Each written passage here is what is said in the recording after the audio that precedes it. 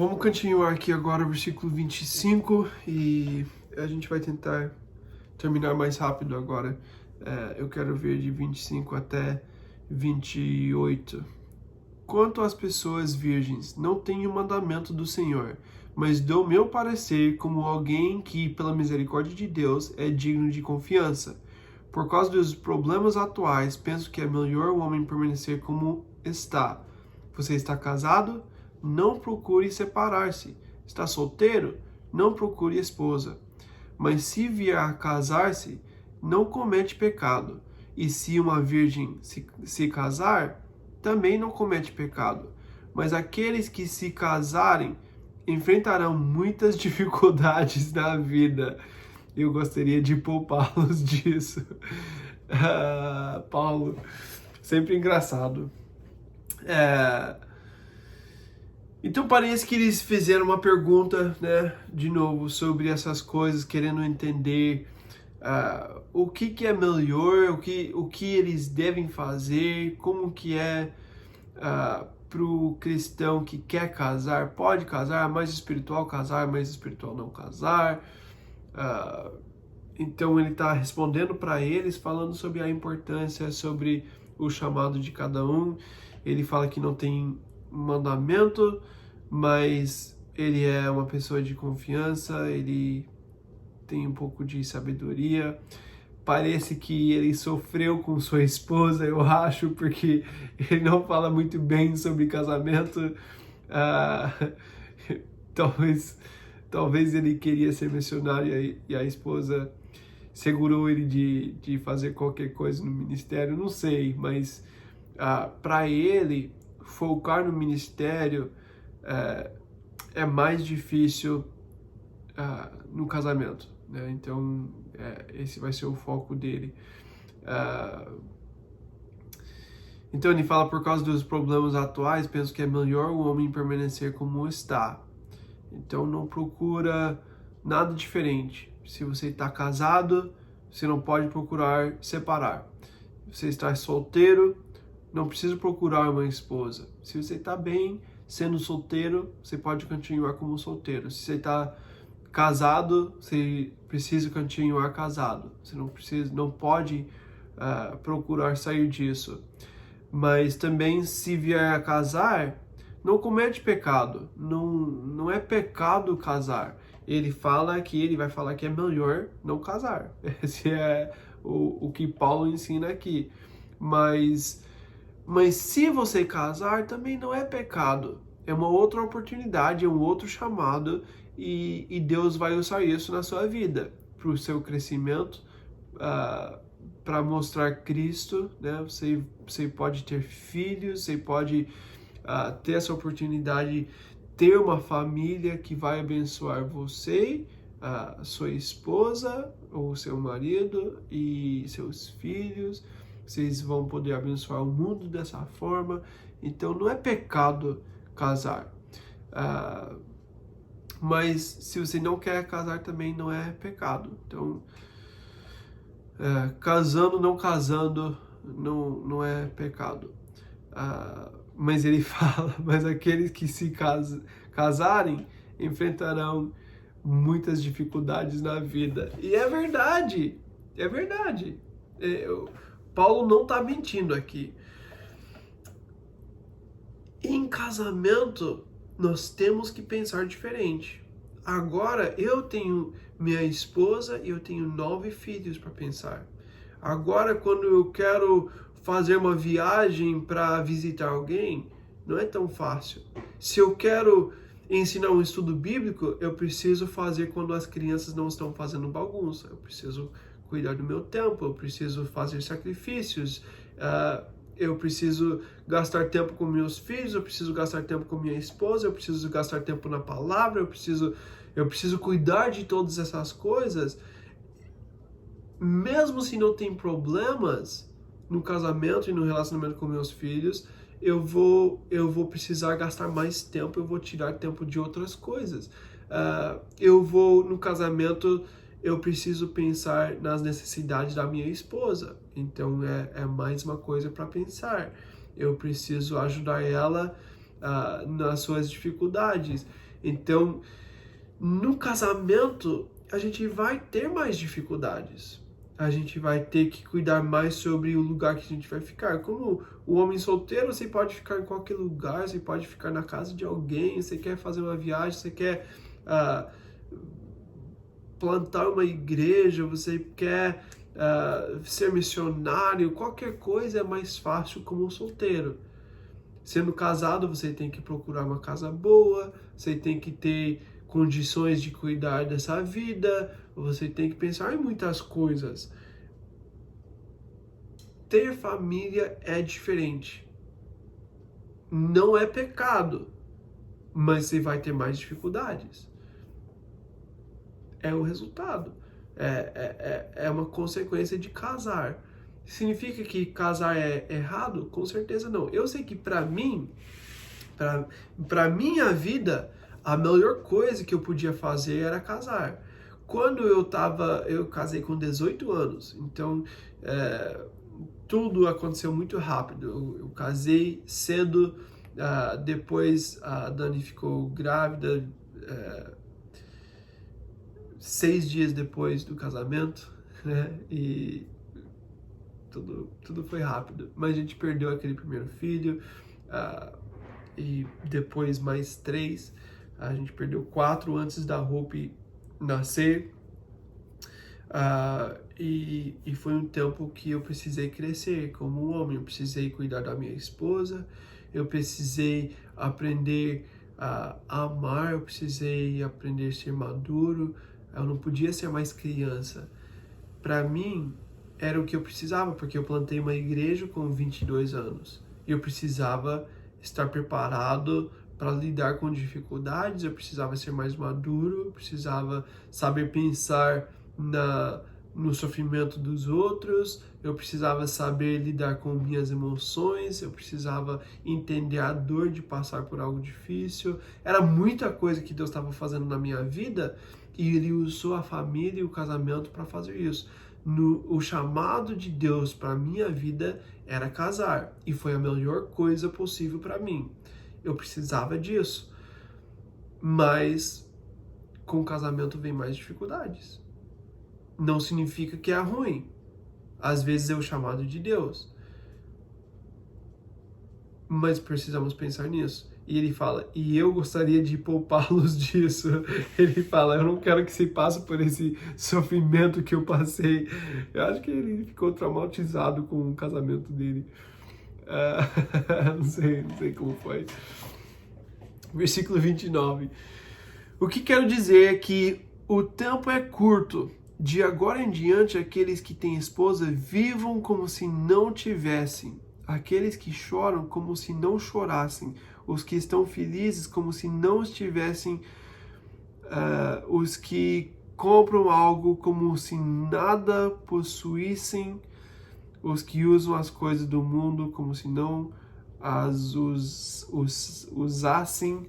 Difícil falar, porque a forma presente deste mundo está passando. Então, agora o ensino do Paulo aqui nesses versículos é que você tem pouco tempo para fazer algo nesse mundo, para impactar esse mundo. Você tem um chamado, você tem que pensar na eternidade. No casamento é muito mais fácil pensar na minha vida aqui na Terra, porque eu preciso pensar nessas coisas que eu falei. Casamento, preciso pensar na minha esposa, preciso pensar nos meus filhos, preciso pensar na minha casa, preciso pensar no meu dinheiro, preciso pensar em muitas coisas quando eu tenho uma família. E agora que eu tenho uma família, eu tenho essa responsabilidade. Mas ele fala que você tem pouco tempo, o tempo é curto. Então você tem que pensar diferente, você tem que pensar na eternidade. Então ele fala, se você tem esposa, vivam como se não tivessem. O que ele quer falar com isso? Você não pode abandonar sua esposa por causa do chamado de Deus. O chamado de Deus. O chamado principal é o casamento. O chamado principal é a família. Então você não pode abandonar a família para fazer o mais fácil. O ministério é mais fácil do que o casamento. E muitos que estão no ministério vão fugir da responsabilidade da família para poder fazer o ministério e mostrar, para parecer que é espiritual. Mas não é espiritual isso.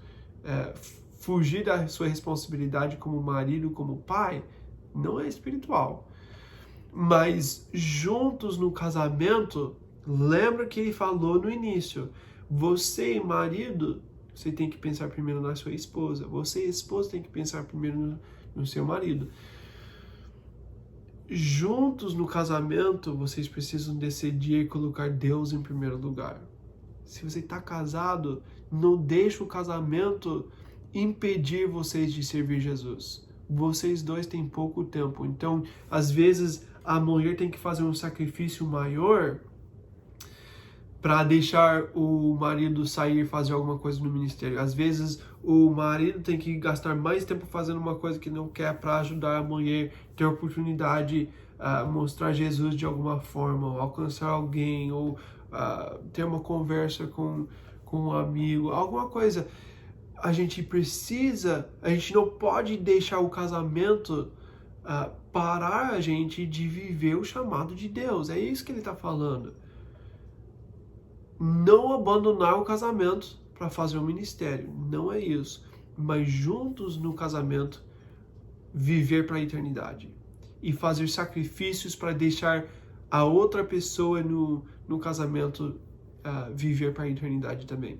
Então, aqueles que choram como se não chorassem, a gente tem dificuldades e principalmente no casamento, né? A gente enfrenta muitas dificuldades e a gente pode chorar, a gente pode sentir que minha esposa não está me amando como eu queria, meu marido não me trata como eu acho que ele deveria. A gente pode chorar sobre essas coisas, mas ele fala, a gente precisa parar de chorar, não só nesse contexto de casamento, mas parar de pensar na minha tristeza para poder focar na eternidade. Existem pessoas que estão morrendo sem esperança, sem a promessa de vida eterna, e eu preciso pensar nessas pessoas. Então, eu preciso aprender a parar de pensar só na minha dificuldade, na minha tristeza. Eu preciso aprender a pensar no próximo que não tem a esperança que eu tenho. A mesma coisa com quem está feliz, né? Se você está feliz, você não pode focar em estar feliz. Se tem um casamento bom, se está feliz com sua família, você não pode ter todo o seu foco nisso. Você precisa focar nas pessoas que têm necessidade. Então, em tudo, nós precisamos viver sabendo que o tempo é curto, sabendo que nós temos pouco tempo para impactar esse mundo, para mostrar Jesus, para ser a luz do mundo. A gente não pode colocar todo o nosso foco em comprar as coisas. A gente pode viver nossa vida inteira tentando ter uma casa e um carro e ter dinheiro na conta. A gente pode perder toda a oportunidade de mostrar Jesus no mundo porque estamos focados em comprar. Eu quero minha casa, eu quero meu carro, eu quero minhas coisas, eu quero as roupas, eu quero a comida que eu quero. Eu posso viver minha vida inteira indo atrás dessas coisas que não vão durar. Eu posso perder toda a oportunidade de viver para Jesus. Então, no casamento a gente tem que tomar cuidado com essas coisas.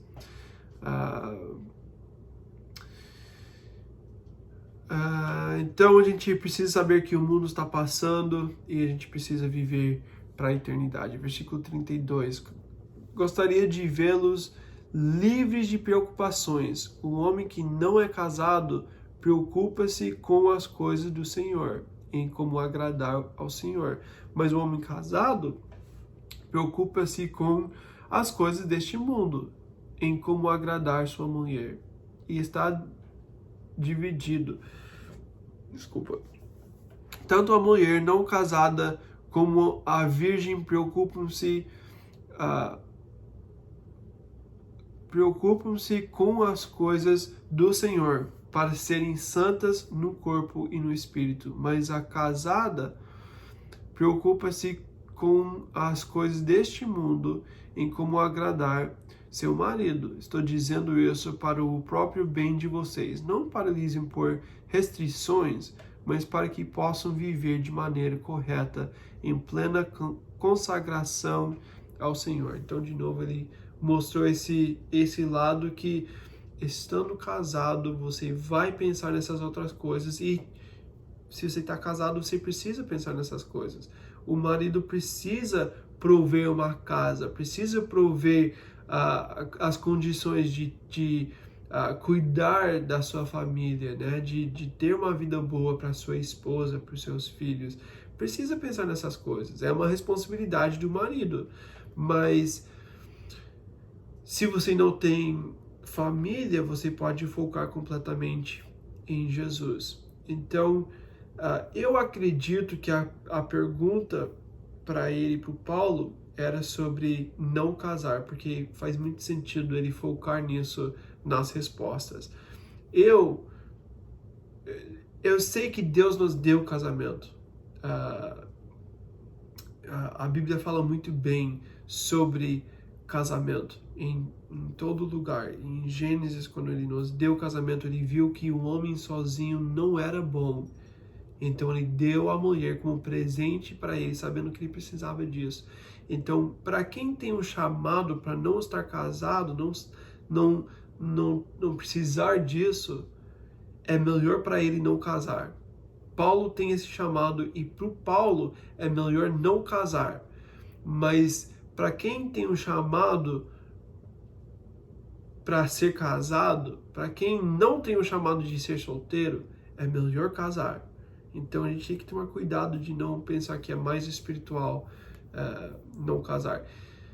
Se você tem um chamado para não casar, você precisa viver dessa forma, porque você pode aproveitar mais o tempo, você pode focar mais em Jesus e nas pessoas, você pode servir mais, você pode amar mais, você pode viver de uma forma livre para obedecer o chamado de Deus em todo momento, porque você não tem que pensar nessas outras coisas. É muito bom, mas se você precisa viver num casamento, porque é o chamado de Deus para a sua vida, também é muito bom. Deus viu isso como algo importante. Quando ele viu Adão, ele falou que ele precisa de alguém.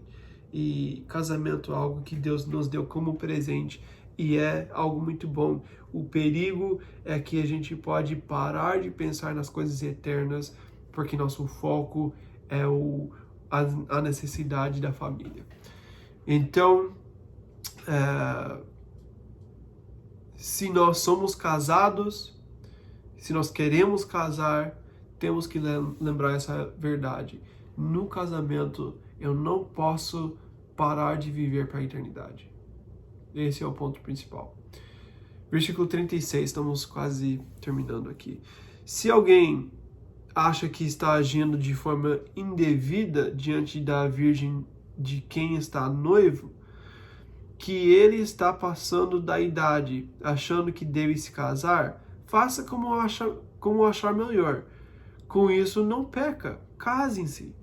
Contudo, o homem que decidiu firmemente em seu coração que não se sente obrigado, mas tem controle sobre sua própria vontade, e decidiu não se casar com a virgem, este também faz bem. Assim, aquele que se casa com a virgem faz bem, mas aquele que não se casa faz melhor. Se você tem no coração que precisa casar, você pode casar, que não é pecado. Você pode glorificar Deus no seu casamento. E é muito bom. Se você sente que consegue ficar sem casar e ainda glorificar Jesus com seu corpo, com sua vida, sem ter essa tentação de cair em pecado, então é melhor para você não casar. Você pode glorificar Jesus não sendo casado, e você pode ter mais oportunidade, fazer mais coisas para o ministério, para Jesus, não casando. Então, se você tem esse chamado de não estar casado, não casa. Se você tem um chamado para ser casado, casa e glorifica Jesus com o tempo que você tem. E não perca o foco na eternidade. Versículo 39. A mulher está ligada a seu marido enquanto ele viver, mas se o seu marido morrer, ela estará livre para se casar com quem quiser, contanto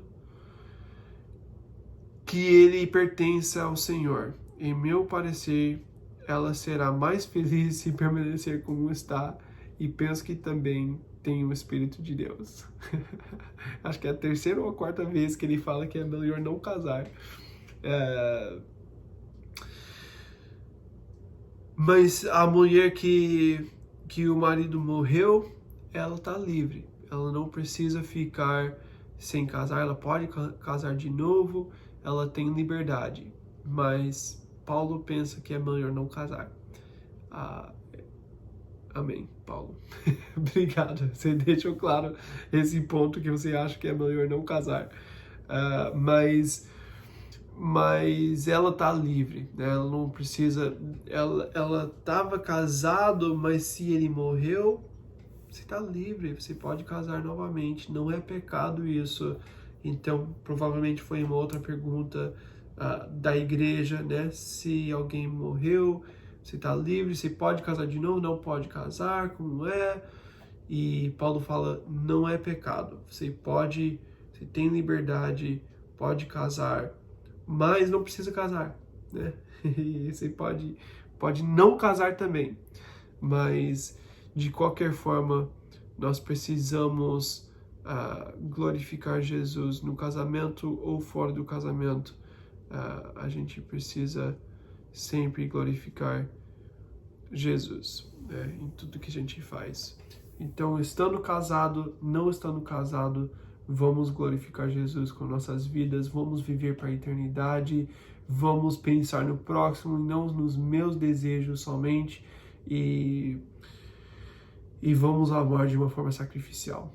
E isso nós podemos aprender para todo cristão, estando casado ou não estando casado. Amém? Eu gostaria de fazer junto com minha esposa mais sobre casamento, então se ficou uma coisa que você não entendeu, se você tem uma pergunta que você quer entender melhor, fala com ela que ela vai ter as respostas. Mas vamos tentar fazer isso e ter esse tempo para conversar mais sobre casamento. Amém? Então é isso por hoje, ou pelo menos para esse estudo de capítulo 7. E é isso. Deus abençoe.